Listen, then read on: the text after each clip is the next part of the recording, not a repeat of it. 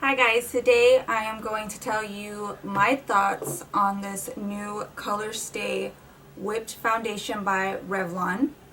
And I purchased this on Thursday and I've tried it out over the weekend, Friday, Saturday, Sunday. And so I've tried it for a couple of days now and I've tried using it different ways. So I'll go ahead and let you know my thoughts and what I think of this foundation. So since I've been sunless tanning, I picked up the color 320 Warm Golden, and the packaging is pretty big. It's a lot bigger than what I thought it was going to be.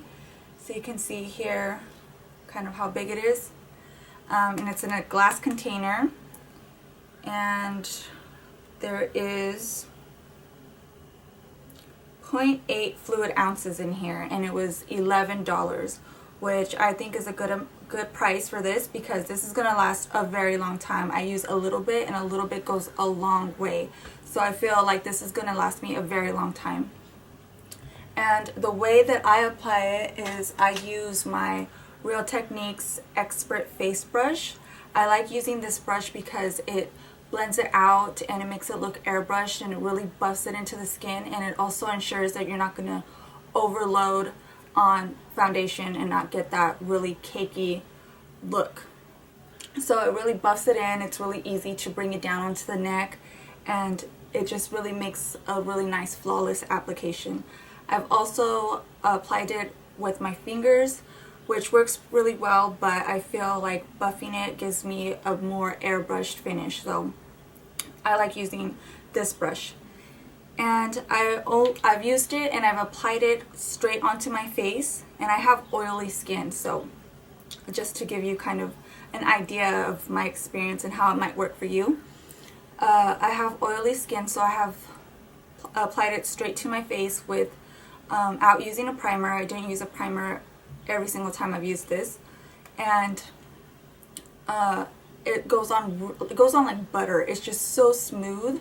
And what I like about this as opposed to the regular Colorstay or the bottle is that it gives you more time to work with it, so it doesn't dry as fast as the other one does.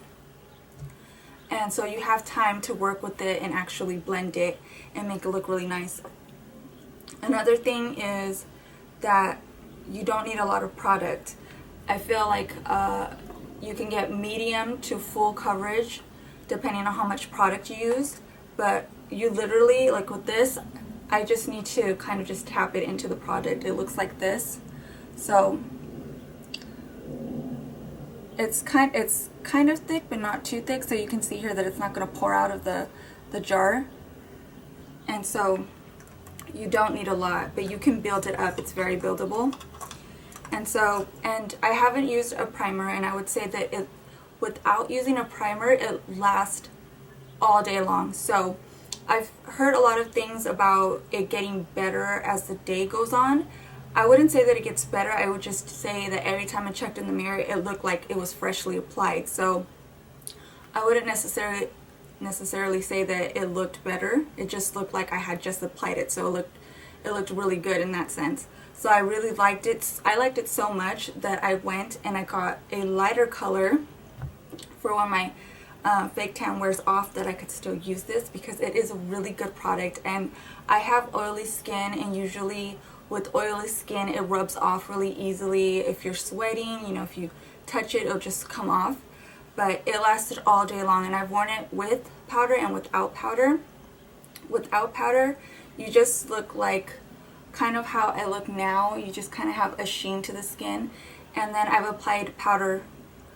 When I do apply powder, you look matte, but you do have to reapply if you want to look completely matte later on in the evening. It's not, I don't look completely shiny, but I'll have like this kind of dewy look to the skin. So if you want to be completely matte, it's not going to be completely matte throughout the day.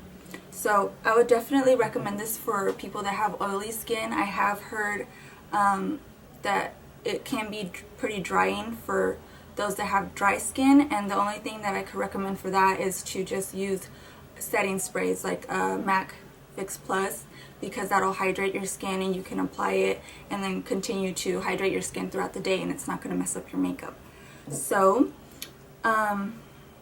I think that's it. I definitely recommend this. I give it 5 stars. I love this product and I will continue to buy it. I feel like it's going to last me a long time, and it gives a really nice finish to the skin. It didn't irritate my skin. It gives you a nice flawless look. You look like airbrushed, and you can see here, if I can get up closer so you can see how it looks on me.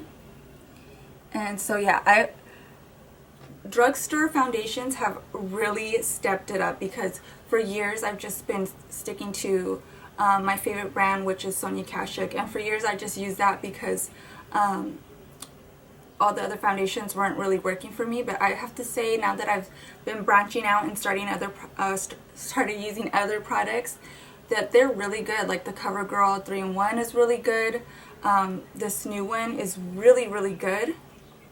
I'd probably say that this is my favorite one so far, because it's a really amazing product, how it lasts all day. And I also posted pictures on my Instagram of when I freshly applied it in the middle of the day, and then right before I washed it off, if you want to see, compare what it looked like.